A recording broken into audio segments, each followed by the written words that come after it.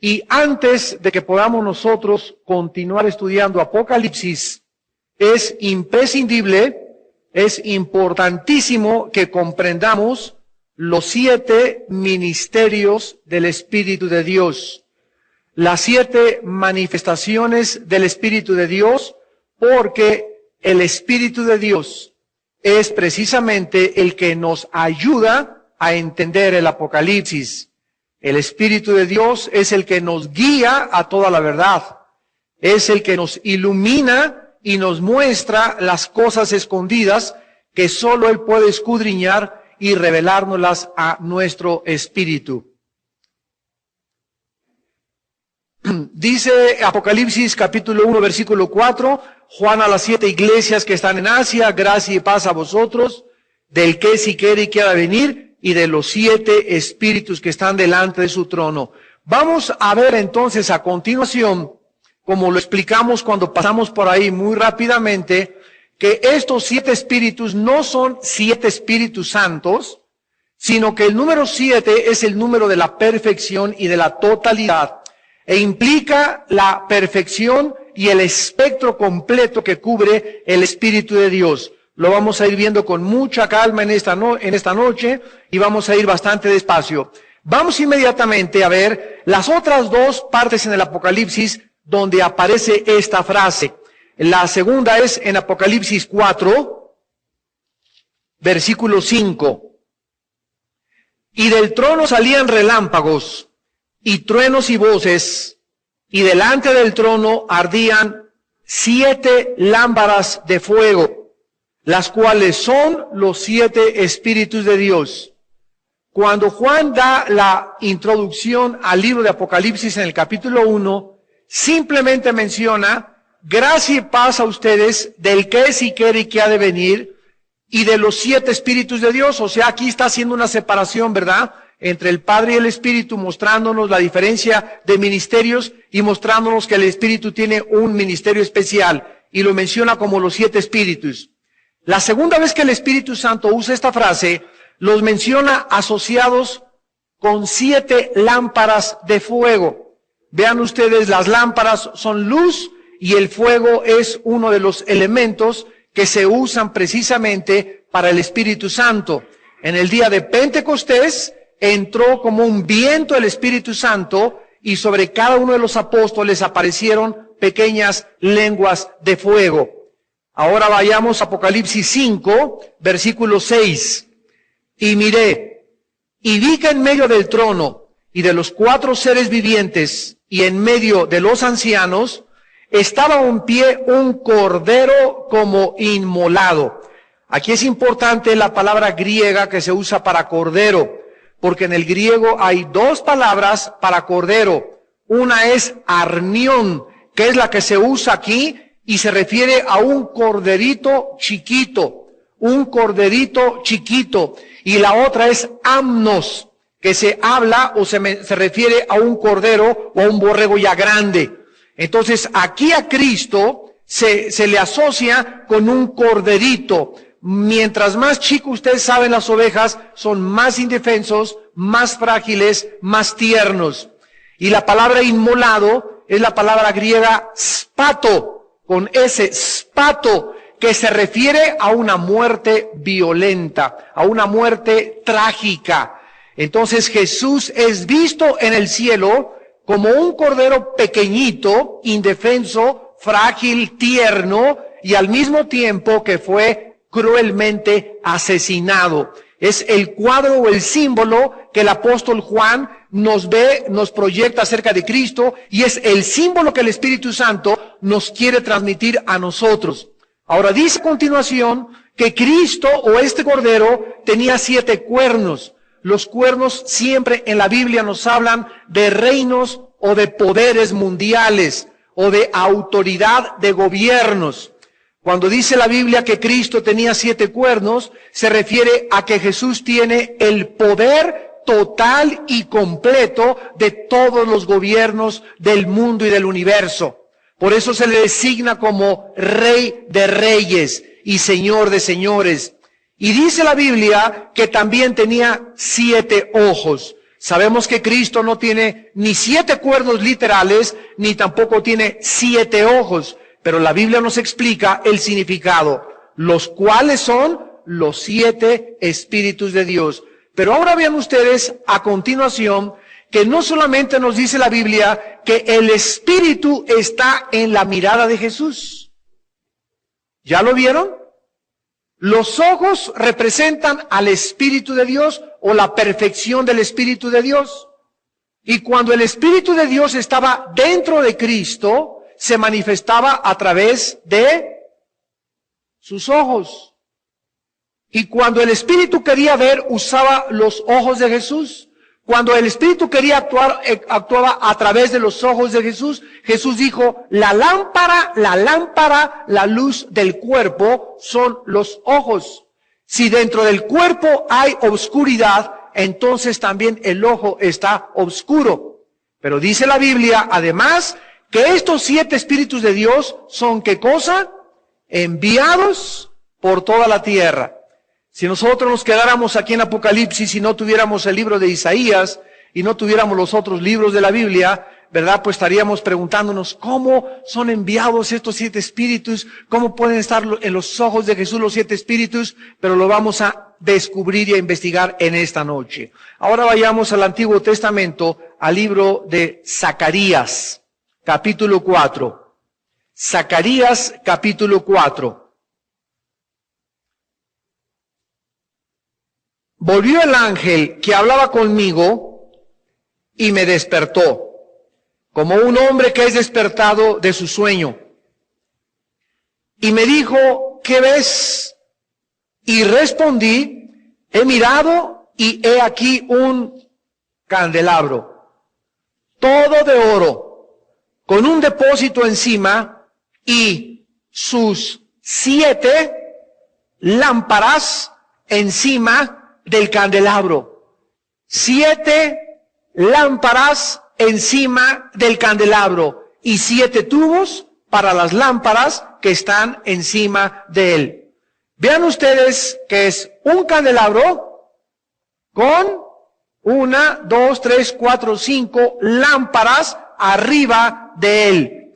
Este es exactamente el símbolo y el objeto en el cual Juan fija su vista en el capítulo 1 de Apocalipsis, cuando dice, y vi a Jesús en medio de 7 candelabros o 7 candeleros de oro. Noten ustedes que ahora son 7 luces o 7 lámparas encima del candelabro. 10. Zacarías 4. Porque los que menospreciaron el día que ñece se alejaron, y verán la plomada en la mano de Zorobabel.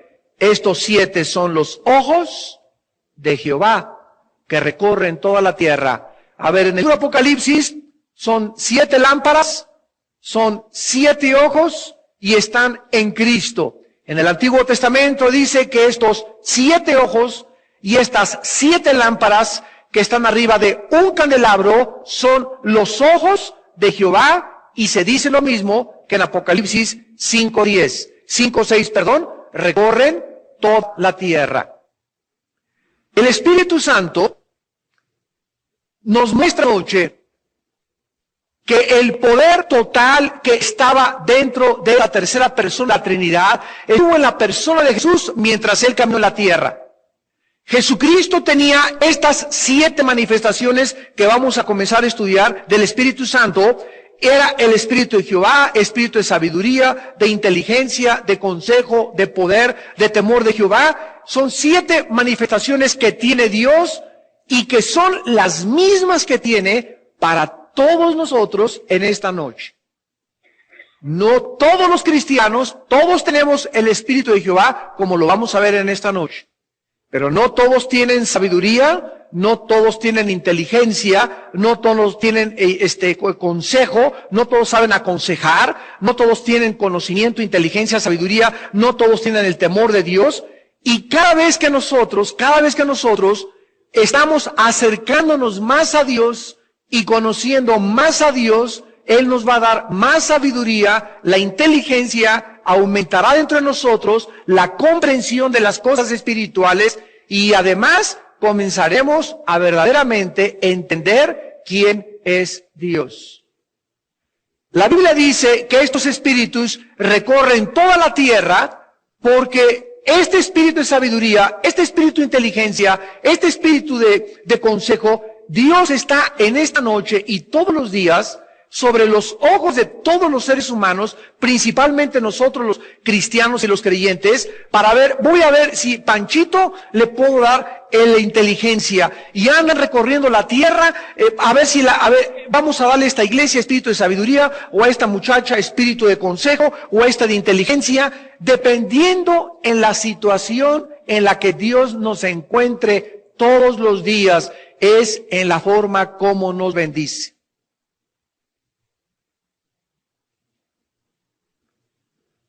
Dice en 2 Crónicas 16, 6 y 7 que Dios recorre toda la tierra buscando personas en quienes poder manifestar su poder. Que tengan un corazón recto para con Él.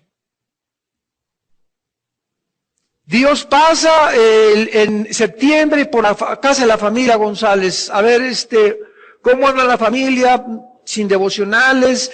Quiero que sepan algo. La Biblia nos muestra en Zacarías y nos muestra en otros libros de la Biblia que Dios tiene como jinetes y como mensajeros que recorren toda la tierra y le llevan todo el reporte y las noticias de lo que pasa en cada ciudad, en cada casa, en cada iglesia, en cada país a Dios.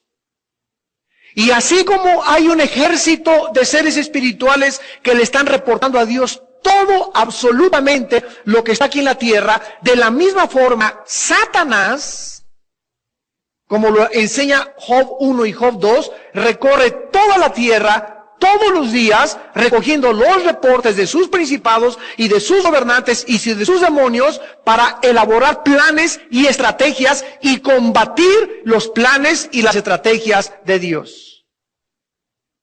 Entonces Dios recorre, en septiembre pasó a la familia González, a ver, no, pues ya tienen desde junio, julio y agosto la familia González, que ni devocionales, este hombre que es el jefe de la familia, sigue con sus películas pornográficas, sigue con sus revistas, sigue pegándole a su esposa, no es el jefe de la familia, y se van, y Dios no bendice a esa familia. Y luego en octubre viene una crisis financiera, está la familia González, Señor, ayúdanos, y levántanos, y danos trabajo, y mi hijo chocó, y pasó estas cosas, y ellos no entienden que necesitan rehacer su vida, arrepentirse y comenzar a caminar para que Dios comience a darle a esa familia González, o a esa familia Ramírez, o a esa familia X, las cosas que necesitan para la vida espiritual. Pero si tú no tienes una actitud que esté demostrándole a Dios que estás cambiando, que estás creciendo, que estás desarrollándote, que quieres la santidad, que amas la pureza y que estás luchando por eso, no recibes nada del Espíritu de Dios. Dios está buscando quien darle más y más y más y más, pero Dios trabaja bajo una ley. Él no le puede dar algo a aquel que está reteniendo o al que ha enterrado sus talentos. Es una ley inexorable espiritual y física también. El que no tiene, aún lo que tiene le será quitado. Pero al que tiene y da, le será dado más. Y no solamente en el área del dinero, en el área del tiempo, en el área del amor, en el área de misericordia. Los ángeles vienen, vamos a sumarnos a Pancho. A ver, en esta semana, ¿a quién ha amado Pancho? ¿A quién ha abrazado? ¿A qué amigo abrazó? ¿Por quién oró? ¿Por quién se interesó? ¿Fue a la cárcel a visitar a alguien? ¿Fue a algún hospital y se preocupó por alguien? ¿Le dio un raite o un aventón a alguna persona? Todos los detalles de nuestra vida están perfectos. No os canséis de hacer el bien. Un vaso de agua que des está registrado en el reino de Dios. A su tiempo segarás si no te cansas de hacer el bien. Ahora, vayamos a Isaías 11 y comencemos a estudiar el Espíritu de Jehová, que es el primero. En Isaías 11, versículo 2, se nos enseñan las 7 características del Espíritu Santo. El espectro completo, la perfección del Espíritu de Dios. Isaías 11:2. Y vamos en esta noche tal vez a estudiar uno o dos, si nos da tiempo. Y dice, vamos a ver del versículo 1, saldrá una vara del tronco de Isaí. Dios se había dicho que de Abraham vendría el Mesías. Alguien podría decir, oye, pero Abraham tuvo mucha descendencia. Y nos contesta Dios, bueno, vamos a resumirla, va a salir, no de todos, de Isaí, de Isaac, no de Ismael. Bueno, sí, Señor, pero Isaac va a tener mucha descendencia. Bueno, vamos a reducirla a Jacob, vendrá de Jacob. Bueno, Jacob tuvo 12 hijos. Bueno, dice el Señor, y de los 12 a Judá. Bueno, también Judá tuvo mucha descendencia. Bueno, ahora busquen en la casa de Isaí. Pero Isaí tuvo 7 hijos, busquen en la familia de David. Y Dios nos fue estrechando y estrechando y estrechando las profecías para que supiésemos perfectamente bien cómo reconocer al Mesías. Y esta evidencia de la palabra profética es una de las más grandes evidencias que existen acerca de la veracidad y acerca de la exactitud y de la certeza y de la verdad de que la Biblia es la palabra de Dios y de que Jesús es el Mesías prometido. Saldrá una vara del tronco de Isaí. Isaí fue el papá de David. Y un vástago retoñará de sus raíces. Ahora, de este hombre que venía de David, que fue el rey David, del cual vino Jesucristo, ¿cómo dice Apocalipsis 5? ¿Cómo se llama Jesús? El león de la tribu de Judá y la raíz de David. Entonces, lo mismo que dice Juan en Apocalipsis, Isaías 750 años de Cristo lo mencionó. Él es el vástago que retoñó de entre la familia de David. Ahora dice el versículo 2, reposará sobre él espíritu de Jehová, espíritu de sabiduría y de inteligencia, espíritu de consejo y de poder, de conocimiento y de temor de Jehová. Aquí tenemos las 7 características, el espectro de las 7 manifestaciones del Espíritu de Dios, que está Dios buscando a quien poder darle cada una de estas características. Ahora, el Espíritu de Jehová es el mismo Espíritu de Hashem Adonai. Es el Espíritu del Padre. Es el Espíritu de Dios. Es el Señor mismo, el Creador de todas las cosas. Aquel que dice, en el principio Dios hizo los cielos y la tierra. Y el versículo 2, y el Espíritu de Dios se movía sobre la faz de las aguas. Es el primer versículo en la Biblia donde aparece el Espíritu de Jehová. ¿Y cómo aparece el Espíritu de Jehová? En el primer versículo de la Biblia y en el segundo, moviéndose. La palabra se movía es en el hebreo empollar. Como la gallina se para arriba de los huevitos y comienza a hacerle así la gallina para empollar los huevitos, así se retrata el Espíritu Santo sobre el planeta Tierra. Como una gallina cubre a un planeta, el Espíritu Santo cubrió la Tierra y la hizo empollar. La hizo que la Tierra produjera vida. Desde el principio, el Espíritu de Dios es el autor y el que da la vida. Es el Espíritu que dice en Juan 4:24, mi Padre es Espíritu, dijo Jesús. Dios es Espíritu, y los que le adoran en espíritu y en verdad le tienen que adorar. Es el Espíritu de Isaías 40, versículo 13, que dice, preguntando el profeta, ¿quién enseñó al Espíritu de Jehová o le aconsejó enseñándole? Ese Espíritu de Jehová, no hay nadie en el universo que pueda enseñarle nada. Nadie ni nada, nadie le pueden enseñar. Imagínense ustedes quién puede ser superior al Espíritu de Jehová, al Espíritu de Dios, o quién le puede aconsejar. Oye, pues te aconsejo que no hagas eso. Te aconsejo que hubieras cambiado mejor de plan y no hubieras permitido eso que pasó allá abajo en la tierra. Cualquier duda que tengamos nosotros de por qué Dios actúa así, nos coloca como maestros de su Espíritu.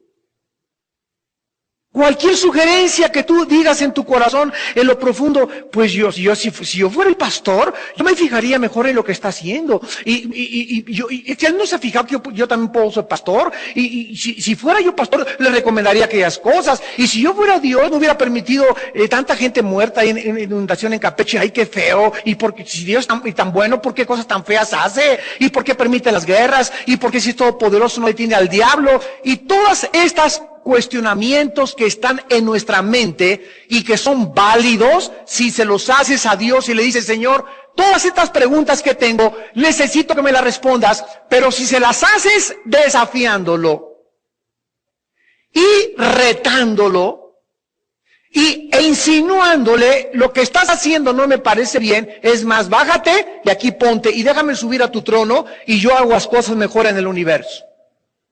Esa es la culminación y el clímax de la soberbia humana. Cuando nosotros creemos que podríamos manejar el universo y controlar las cosas y llevar a cabo todos los acontecimientos y eventos de la historia, mejor que Dios. En ese momento nosotros nos ponemos como maestros de Dios. Y el profeta preguntó hace 2750 años, ¿quién enseñó al Espíritu de Jehová? ¿Quién le aconsejó enseñándole? ¿A quién, dice el versículo 14, a quién le pidió consejo para ser avisado? ¿Quién le enseñó el camino del juicio? ¿O le enseñó conocimiento o le mostró la senda de la prudencia? La respuesta es nadie. Bueno, ese es el Espíritu que estaba dentro de Jesús. ¿Se imaginan? Dice Colosenses 2, versículo 2, en Cristo están todos los secretos de la sabiduría y del conocimiento. Si alguna persona en este universo que nos rodea anhela conocer y anhela saber y busca respuestas a las tres principales incógnitas de la filosofía, de dónde venimos, quiénes somos y a dónde nos dirigimos, las vas a encontrar en la persona de Jesús. En ningún gurú, en ninguna religión, en ningún sistema comunista, en ningún sistema filosófico, en ninguna biblioteca de ninguna parte del mundo. La verdad no es un concepto, la verdad es una persona. No es un concepto filosófico, la verdad moral y espiritual es una persona y se llama Jesús. Cuando Pilato tuvo enfrente a Jesús y le dijo en Juan 18, ¿qué es la verdad? Jesús se quedó y le contestó, yo para eso he venido a este mundo, para dar testimonio de la verdad. Todo el que es de la verdad, oye mi voz. Y Pilato le dice, ¿la verdad? ¿Qué es la verdad? Pilato en ese momento creyó que Jesús le iba a contestar, pues la verdad es esto y esto. Pero Pilato nunca supo que tenía a la verdad enfrente de él. Jesús no le contestó porque él era la verdad. Jesús no le contestó porque no era una respuesta filosófica la que Pilato necesitaba. Él tenía la personificación de la verdad enfrente de él.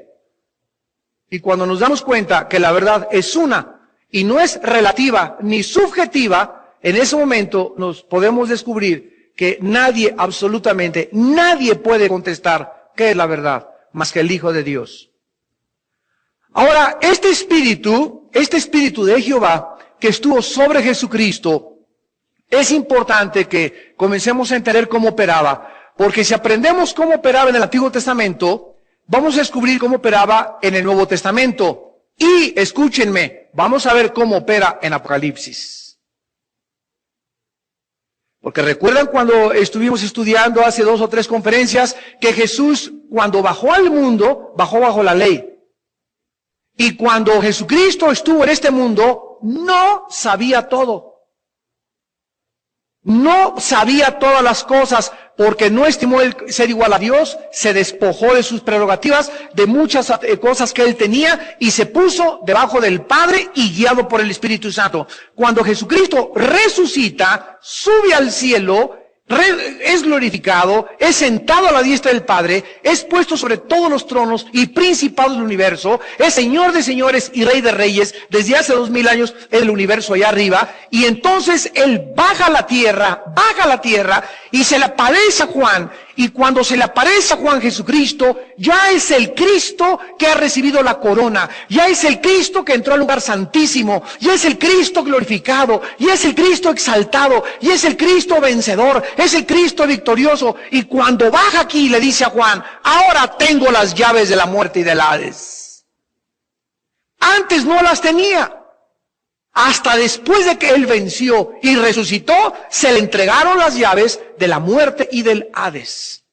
Para que él pudiera tener las llaves de la muerte, tenía que haber vencido antes a la muerte. En el libro de los Jueces, vamos rápidamente a Jueces capítulo 6, vamos a ver un ejemplo, cómo operaba el Espíritu Santo. El Espíritu de Jehová, o el Espíritu Santo, que son sinónimos, Ruach el Kadosh, el Espíritu Santo, operaba en el Antiguo Testamento temporalmente. Temporalmente. En otras palabras, el Espíritu de Dios bajaba sobre una persona, como los jueces, lo vamos a ver sobre Gedeón, Sansón, David, y los capacitaba, los habilitaba para el servicio a quien Dios los había llamado, y ese espíritu se subía otra vez y ya no operaba en esa persona. Y las personas lo sabían, ¿verdad?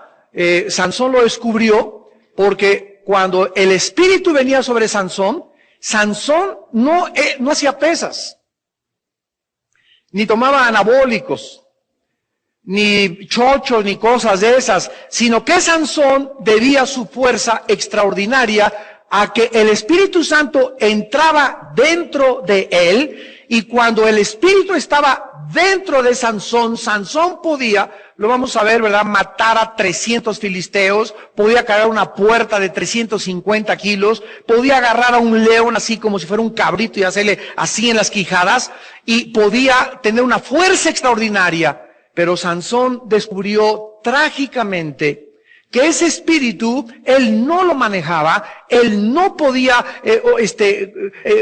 decirle cuándo lo ungiera, sino que el Espíritu Santo estaba sobre Sansón, y cuando el Espíritu Santo se iba de Sansón, Sansón era igual como tú y como yo. Y un día lo amarraron a Sansón, y él, creyendo que el Espíritu Santo era su siervo, y que hacía lo que él quería, y podía dar la fuerza cuando él quería, comenzó,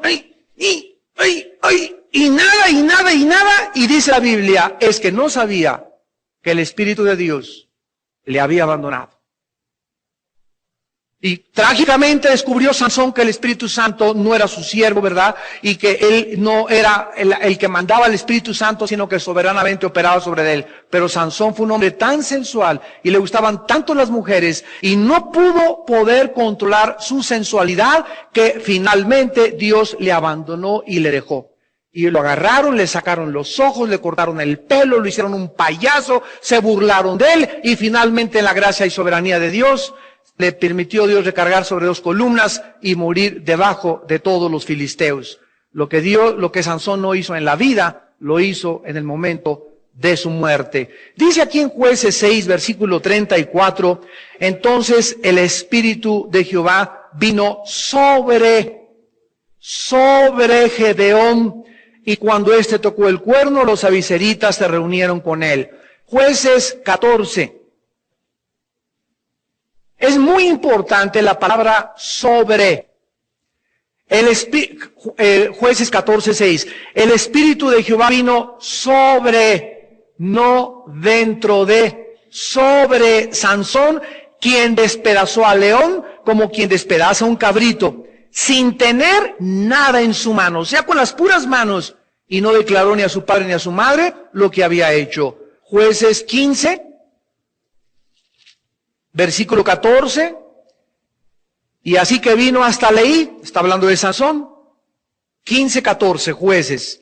Los filisteos salieron gritando a su encuentro, pero el Espíritu de Jehová vino sobre él, y las cuerdas que estaban en sus brazos volvieron como lino quemado con fuego, y las ataduras se cayeron de sus manos. Y hallando una quijada de asno fresca, extendió la mano y la tomó, y mató con ella a 1000 hombres. ¿Se imaginan ustedes con una quijada de un burro o de un animal matar a 1000 hombres, 1 contra 1000?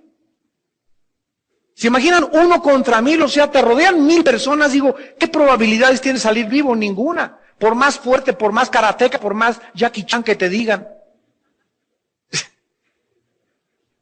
Pero era porque el Espíritu venía sobre él. Ahora vayamos a 1 Samuel. Ahí después de Jueces sigue Samuel. Para que no te vayas a Apocalipsis. 1 Samuel 16. Versículo 13. 1 Samuel 16, 13. Y Samuel tomó el cuerno del aceite y lo ungió en medio de sus hermanos. Desde aquel día en adelante, el Espíritu de Jehová vino sobre David. Desde aquel día en adelante, el Espíritu vino sobre David. Y se levantó luego Samuel y se volvió a Ramá.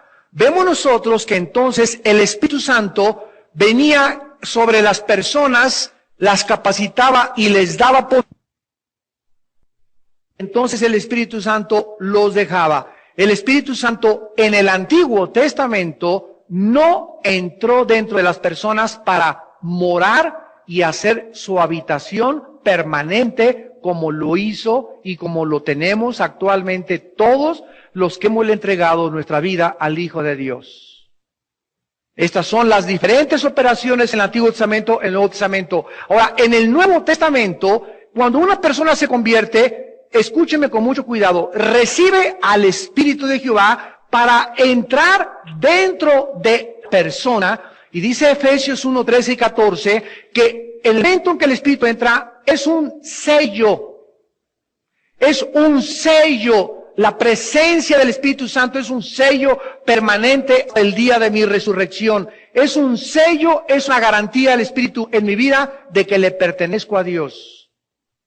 De que le pertenezco a Dios. Ahora, después de Pentecostés, recibieron ya los discípulos el Espíritu Santo, pero en Pentecostés fueron llenos del Espíritu Santo.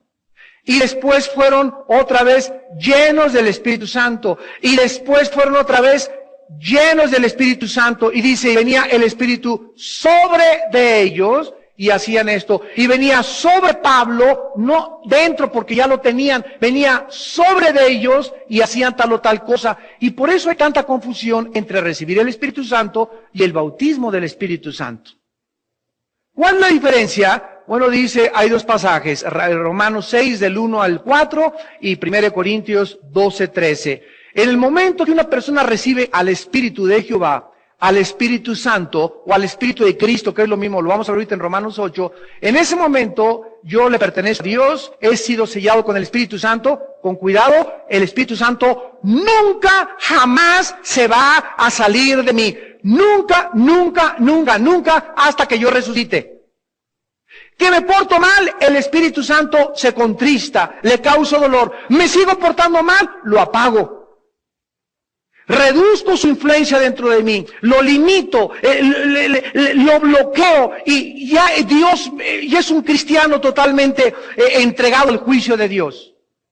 Pero el Espíritu Santo no se sale dentro de mí. Ahora, un cristiano que tiene al Espíritu Santo y es obediente y es puro y es santo, el Espíritu Santo ya está dentro de él y está en toda su manifestación, pero el Espíritu Santo lo comienza a ungir, significa que viene arriba o sobre de él y lo comisiona para tales cosas. Miren, por ejemplo, cuando yo vengo aquí y les predico a ustedes, yo necesito venir aquí forzosamente, ¿verdad? En el Espíritu y humillado y orado y en la palabra y examinar mi corazón. Porque yo me doy cuenta aquí cuando estoy compartiendo la palabra de Dios, que cuando yo me bajo por esas escaleritas, ya no soy igual. Y el día que yo quiero, ahorita voy a aventarme un sermón, si no tengo al Espíritu Santo y en ese momento no está sobre de mí, si no tengo esa unción, no puedo predicar igual. Puedo predicar en la carne y puedo dar un gran sermón, pero no está la gloria de Dios en mi vida, ni la presencia del Espíritu Santo en mi vida. Y cuando uno confía y uno comienza ya a saber y a distinguir cuándo estuvo la presencia de Dios conmigo y cuándo no, comenzamos a sentirnos tan dependientes de Él, que de veras, yo siempre que subo a cualquier lugar, ¿verdad? Me tiemblan las rodillas y no me siento, no sé qué voy a decir, ni mucho menos. Y ya al subirme aquí ya me doy cuenta que algo milagroso pasa, porque no la hago allá abajo. Y qué bueno que Dios nos recuerde continuamente eso. Como dice Pablo, cuando fui a ustedes fui con mucho temblor y con mucho temor. Y me temblaba las rodillas, hasta puse no saber ninguna otra a Cristo y a este crucificado. Entonces es maravilloso descubrir nuestra dependencia, nuestra necesidad de que no es Espíritu Santo. Si da un buen sermón, Padre, Padre, gracias porque tú lo hiciste a través de mí. Nunca, nunca, nunca te enorgullezcas de ninguna cosa que hagas en la vida. Siempre dale la gloria a Dios para que el Espíritu Santo no se contriste dentro de ti. No vas y digas, ay, qué padre canté, ¿verdad? Ni Pavarotti. Y qué bien me salió esto, no hombre, qué bárbaro, es buenísimo, ¿no? Con la guitarra, qué bruto, con el saxo, con la trompeta, con lo que sea. El momento que comenzamos a sentir que somos algo o alguien, ofendemos al Espíritu de Dios. Y esa es la razón por la cual es tan importante recordar, Dios está cercano a los quebrantados y contritos de espíritu. ¿Quieres que se acerque Dios a tu vida? Quebrántate y mantente humillado. ¿Quieres que Dios, lo contrario, quieres que Dios se aleje a tu vida? Comienza a sentir o a creerte que eres algo o alguien. Y así espantas a la paloma. Ahora, en Juan 14:6, vemos que el Espíritu Santo bajó, el Espíritu de Jehová bajó del cielo, el Espíritu de Jehová, como respuesta a una oración de Jesús. Juan 14, 16 y 17. Y yo rogaré al Padre. Imagínense si el Padre no le iba a contestar al Hijo, ¿verdad? Cuando Él hizo siempre toda su voluntad. Gracias a este ruego del Hijo al Padre, el Padre nos envió, y la palabra que se usa aquí para el Espíritu Santo en el griego es parakleto, con K, parakleto. Se tradujo consolador, pero es la palabra que los griegos usaban para abogado. Abogado. No licenciado, licenciado te habla de licenciaturas. Abogado. La palabra abogado implica alguien que es llamado al lado de otra persona para defenderla, para abogar por ella, para pelear su causa en su lugar de él, con los derechos. Mientras el preso está en la cárcel, el preso no puede salir, hay alguien que lo representa ante los juzgados, ante los jueces, que lo defiende, pide su causa, presenta las pruebas, etcétera, etcétera. Esta es la palabra que se usa para el Espíritu Santo. ¿Por qué? Bueno, aquí lo dice, para que esté con nosotros. El Espíritu Santo es llamado el Paracleto por Jesús, porque el Espíritu Santo viene a nuestra vida, dentro de nosotros, dice Romanos 8, a interceder en nuestro lugar, porque como hemos de pedir, no sabemos. Entonces, cuando yo caigo de rodillas, hoy en la noche, mañana cuando me levante, o cuando estoy orando, muchas veces no sé qué pedirle a Dios. O no sé exactamente si lo que estoy pidiendo es egoísta o a lo mejor debo pedir por otras cosas más importantes. Entonces yo me tengo que recluir, caer en hinojos y comenzar, Padre Santo, te alabo, te bendigo. Es maravilloso cuando comienzas a adorar a Dios y no le pides nada, nada más adorarlo. Padre, bendito sea tu nombre, bendito sea Jesús. Comienzas a tener paz, comienzas a ponerte tranquilo contigo y con Dios, comienzas a tranquilizarte, comienzas a estarte quieto delante de Dios 10, 15 minutos. Si tú te aprendes a esperar en oración a que el Espíritu Santo comience dentro de ti a salir y a revolotear, y después de que estás orando y alabando a Dios, y el Espíritu Santo siente tu sinceridad, Él siente tu conciencia, Él siente que es tu arrepentimiento. Si el Espíritu siente todas esas cosas, el Espíritu comienza a abrir nuestro entendimiento y a iluminarnos para que pidamos guiados por Él. Y cuando nuestra oración es guiada por el Espíritu de Dios, tenemos la 100% de seguridad que Dios nos contesta. Porque es el Espíritu el que intercede con gemidos indecibles. Y estas no son lenguas, como muchos creen. Ahí dice gemidos que no se pueden decir, o sea, la intención de tu espíritu. Él comienza a sentir lo que más profundo deseas. A lo mejor la hermana le está pidiendo a Dios por otra hermana, pero la hermana en su corazón anhela que su hija se salve. El hermano anhela que su hijo deje las drogas. Y él sabe la intención y el deseo de nuestro corazón. Y cuando nos ven esa pureza y en esa santidad, el Espíritu Santo comienza a fluir a través de nosotros, a iluminar nuestros pensamientos, para que comencemos a pronunciar palabras que a lo mejor ni siquiera nos salen de la boca, pero la pura intención la conoce el Espíritu, se la comunica al Padre y el Padre nos da la respuesta porque es conforme al Espíritu de Dios nuestra oración. Esto se llama en Efesios 6:18 orar en el Espíritu. Y tampoco es lenguas necesariamente. Muchos creen que nada más en lenguas es en el Espíritu y todos los que no hablan en lenguas pues hablan en la pura carne, ¿verdad? Eso es ridículo, ¿verdad? Son enseñanzas tan tontas. Dice, rogaré al Padre, les dará otro consolador, y este consolador, ¿verdad? Ya vemos, comienza a abogar por mí, a presentar ante el Padre mi causa, y estará con nosotros para siempre. Dice el versículo 17, que también se le llama el Espíritu de verdad. ¿Qué es la verdad? Jesús dijo, yo soy la verdad. Cuando Jesús comprobó que la verdad no era un concepto, cuando dijo en Juan 8:31 al 35, y la verdad los hará libres, se refería a Él. Él como la verdad es el que nos da la libertad. Entonces, cuando dice la Biblia que el Espíritu de Jehová es el Espíritu de verdad, esto es tremendo. Nos está revelado que hay una sola verdad en el universo. Miren, el discurso de bienvenida de una de las principales universidades de Estados Unidos a los estudiantes el primer día. Escuchen lo que el director de la universidad le dijo a los estudiantes el primer día de clases en una de las mejores universidades de Estados Unidos.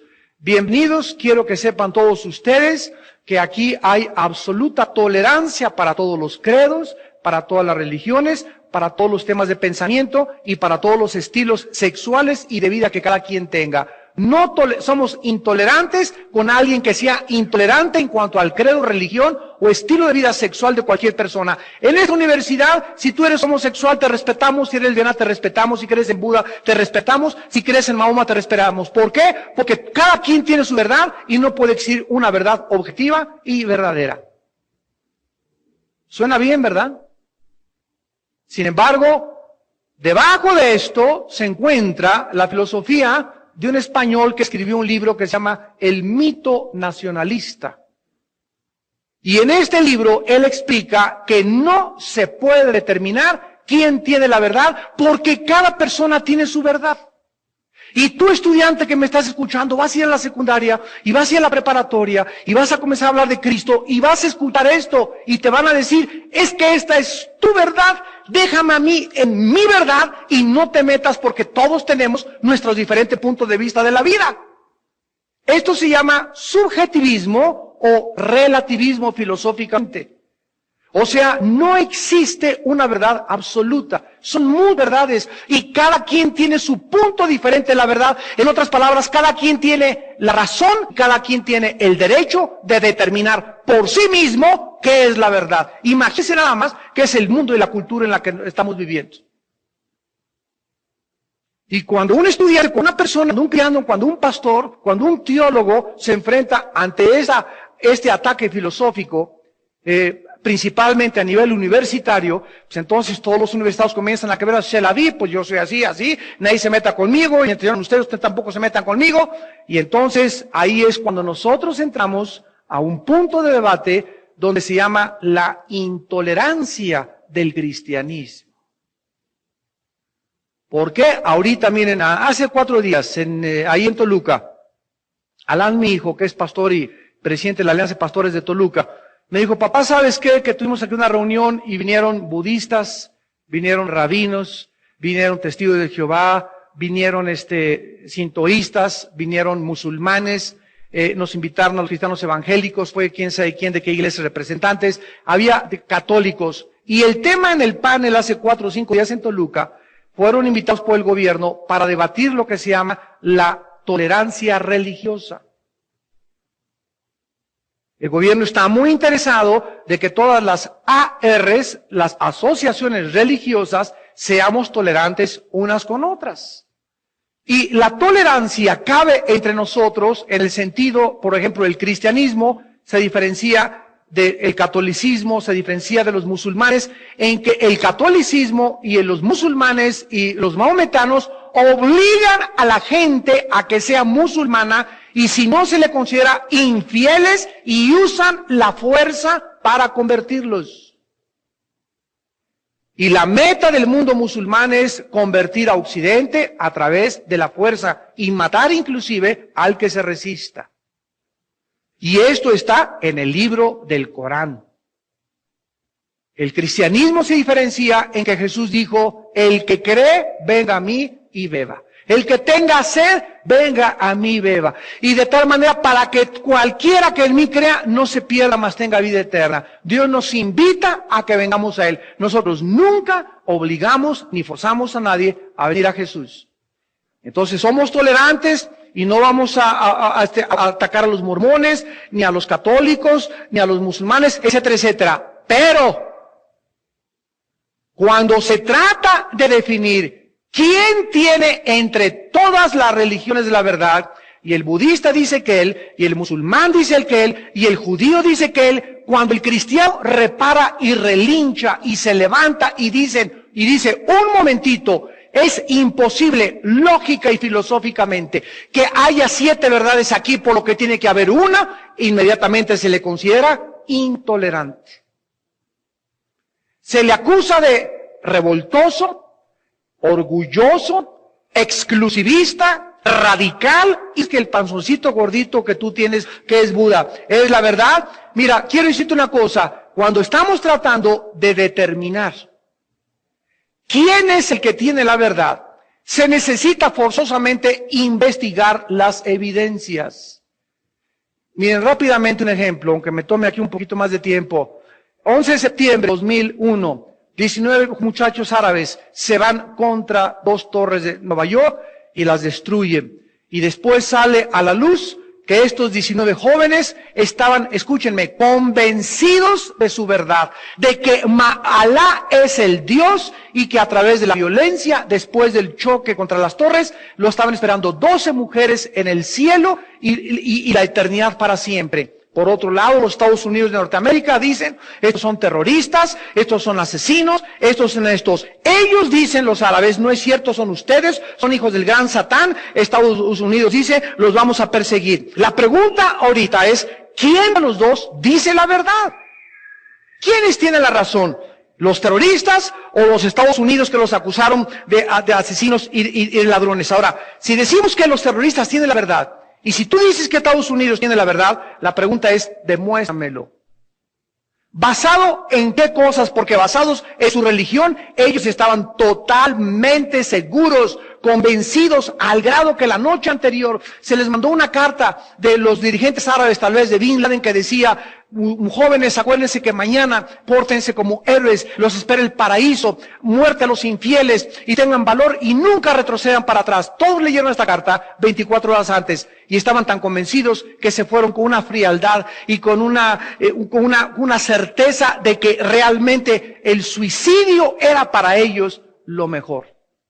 Por otro lado, condenamos esto en Occidente. ¿Quién tiene la verdad? Bueno, nosotros tenemos que investigar, en primer lugar, quién está detrás de ellos, y detrás de ellos está Mahoma. Y detrás del otro punto de vista está la Biblia. Si nosotros no tuviéramos la Biblia, entonces la verdad sería relativa, porque unos dirían, los nazis estaban convencidos, ellos, y quién lo puede dudar, de que la raza aria iba a ser la raza que conquistaría el mundo. Occidente dijo, no es cierto, vamos a atacarlos, y quitaron a Hitler del poder. Agarraron a los sobrevivientes, los llevaron al juicio de Nuremberg, en Alemania, en Berlín, y los pusieron bajo la Corte de Justicia Internacional de la Haya, y les reclamaron que por qué haber matado. Los generales alemanes, ex-nazis, se pararon y contestaron al Occidente, es que para nosotros los judíos eran ratones, para ustedes simbolizan algo, pero ustedes no tienen el derecho de quitarnos el punto de vista que tenemos de los demás seres humanos en el mundo. Y sácalos de ahí. ¿Cuál es la conclusión? Te vuelvo a repetir, si no tuviéramos un parámetro, si no tuviéramos una medida, si no tuviéramos una norma, si no tuviéramos un patrón que pudiera determinar y comparar uno con el otro, viviríamos en un mundo relativista, donde cada quien haría lo que le da la gana. ¿Sabes qué? Yo soy homosexual, no te metas conmigo. Yo así nací, es mi estilo de vida, así lo creo y voy a adoptar hijos. Tú ten lo que quieras, no te metas conmigo, yo no me meto contigo. Y cada quien, repito, tendría su verdad relativa. Desgraciadamente no es así. ¿Por qué no es así? Porque Dios intervino en el escenario humano, mandó a Jesucristo, nos dejó la Biblia y encontramos en la Biblia el único libro que contiene verdades absolutas. Todas las verdades en la Biblia dicen, así tiene que ser. Escucha, la verdad relativa del mundo es verdad para ese tiempo, es verdad para ese pueblo, es verdad para los nazis, es verdad para los árabes. Las verdades absolutas te dicen esto, la verdad es verdad para los tiempos de los nazis, es verdad para los chinos, es verdad para el siglo XX, para el siglo XVIII, para el siglo X, y las verdades iguales, morales, éticas y filosóficas no pueden cambiar. Si algo cambia la verdad, deja de ser verdad, ya no es verdad, es absolutamente relativo. Y cuando nosotros no entendemos, mañana voy a hablarles a los jóvenes en el campamento de esto, de las convicciones y de la filosofía relativista y el objetivismo que existe actualmente dentro de los creyentes cristianos y que debe existir porque la verdad cristiana es una verdad objetiva, no es una verdad subjetiva, relacionada o dependiendo del ser humano o de los cambios del ser humano. Y este es el mensaje que el mundo necesita. Porque este mensaje no lo puede comunicar nadie más que la Biblia. Y tú lo tienes en tu casa y yo lo tengo en mi corazón. Pero muchos no lo conocen lo suficientemente bien para defenderlo. Y para ver la objetividad, y para ver la claridad, y para ver la transparencia, y para presentarle al mundo y mostrarle. Y esto hace enojar al mundo, repito, porque el mundo no quiere que haya un patrón, ni haya una verdad absoluta, ni haya una realidad a la cual enfrentarse, que es Dios. ¿Y qué es lo que ha hecho el mundo? Sustituir, Romanos 1, la verdad por la mentira. Dándole culto mejor a la criatura. El ser humano, en lugar de adorar a Dios, buscan a un líder religioso vestido de blanco, o buscan a uno pelón, o buscan a uno gordito, o buscan a algún ave, o buscan al cielo, o buscan la luna, o se van a Teotihuacán a adorar al sol. Pero el ser humano está buscando desesperadamente a través de quien canalizar esa conciencia que Dios nos ha dejado dentro de nosotros y que se llama en el libro de Eclesiastés capítulo 4, la eternidad. Dios puso la eternidad dentro de nosotros, para que nosotros supiéramos que hay un vacío muy profundo en nuestra vida y que necesitamos llenarlo, y el único que lo puede llenar es el Hijo de Dios, Jesucristo. Y finalmente, vamos rápidamente a Romanos 8, les quiero enseñar que este Espíritu de Jehová es el Espíritu que moró en el Hijo, y es el Espíritu que mora en nosotros. ¿Se acuerdan ustedes que en Isaías 61, el profeta hablando de Cristo dijo, el Espíritu de Jehová el Señor está sobre mí? ¿Recuerdan, verdad? ¿Está qué? Sobre mí. ¿Cuándo recibió Cristo al Espíritu de Dios? Cristo tenía al Espíritu de Dios desde que nació. Pero caminó Cristo 30 años, 1, 2, 3, 20, 25, a 30 años. Y durante 30 años el Espíritu de Dios estaba dentro de él. ¿Por qué? Porque dice en Hebreos 5 que conforme padeció, aprendió la obediencia a los 12 años, sorprendió con su sabiduría a los intérpretes y a los sabios de la ley en Jerusalén. Ella tenía el Espíritu de Dios, pero vino sobre él a los 30 años en su bautismo en el río Jordán. A los 30 años. Sobre él. Ya lo traía dentro de él. Pero no es hasta que está sobre de nosotros que somos comisionados para el servicio. 30 años Cristo no le habló a nadie del Evangelio. Durante 30 años no sanó ni una tos ni una gripa. Durante 30 años no echó a ningún demonio fuera. No hizo nada hasta que el Espíritu vino sobre de él. En Romanos 8 dice el versículo 9, mas vosotros no vivís según la carne, sino según el Espíritu, si es que ¿quién? Con lupa, saquen una lupa. Si es que el Espíritu de Dios mora en vosotros. Ahora miren lo que el Espíritu Santo hace. Y si alguno no tiene el Espíritu de ¿quién? ¿Cuántos espíritus tenemos dentro de nosotros? ¿Perdón? Dice la Biblia que el Espíritu del Padre y el Espíritu de Cristo es uno. Tenemos al Espíritu del Padre y tenemos al Espíritu de Cristo dentro de nosotros. ¿Por qué? Porque Cristo es Espíritu y lo tenemos dentro de nosotros cuando lo recibimos como Salvador. Ahora, vayamos más adelante, Romanos 8, versículo 11, ahí mismo, capítulo 8, versículo 11. Y si el Espíritu de aquel que levantó de los muertos, ¿quién es aquel? El Padre. ¿Cómo que Cristo? Y si el Espíritu de aquel que levantó de los muertos a Jesús, aquel es el Padre, o sea, y si el Espíritu del Padre, que fue el que levantó a Jesús de los muertos, mora en vosotros, ¿verdad? Otra vez se vuelve a decir que el Espíritu de Jehová está morando dentro de nosotros. Dice, el que levantó los muertos a Cristo Jesús, o sea, el Padre, vivificará también vuestros cuerpos mortales por su Espíritu que mora en vosotros. O sea, Dios el Padre, con su Espíritu, lo envía, le da vida a Jesús, lo levanta entre los muertos, y ese Espíritu que resucitó a Cristo hace 2000 años, está dentro de nosotros morando, y cuando nosotros moramos, va a hacer lo mismo.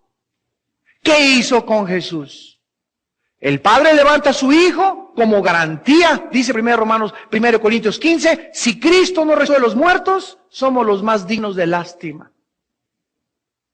Pero es el mismo Espíritu el que nos va a levantar a nosotros. Versículo 14. Porque todos los que son guiados por el Espíritu de Dios, estos son hijos de Dios. Versículo 16. El Espíritu mismo da testimonio a nuestro espíritu de que somos hijos de Dios. ¿Cuántos espíritus tenemos dentro de nosotros? Dos. El Espíritu del Padre y mi espíritu propio.